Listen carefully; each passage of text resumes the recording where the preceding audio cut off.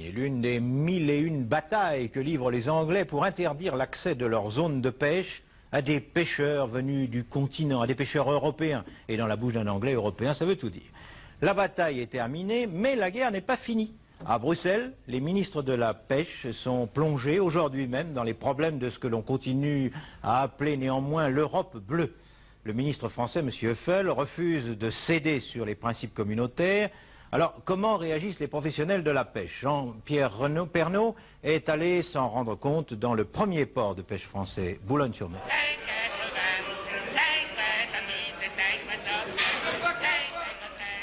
La halle aux poissons de Boulogne-sur-Mer. Il est 6 h du matin, 10 chalutiers sont arrivés dans la nuit et en moins d'une heure, on va vendre ici à la criée 500 tonnes de poissons. Mais aujourd'hui, les Boulonnais pensent aussi à l'Europe et à la réunion des ministres à Bruxelles.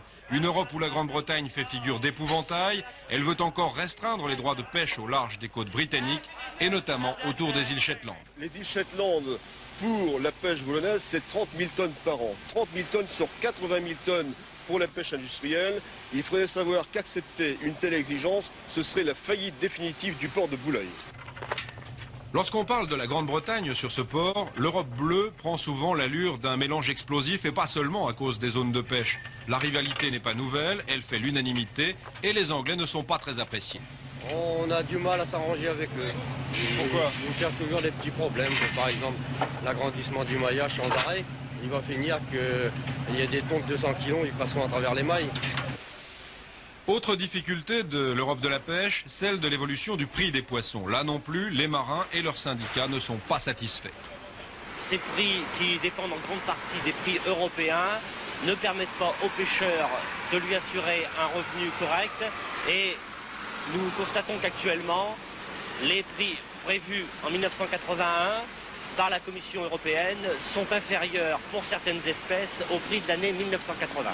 Et en 2 ans, le coût du carburant a doublé. Des difficultés nombreuses donc pour la pêche française où aucun des problèmes soulevés parfois violemment l'été dernier n'a été réglé.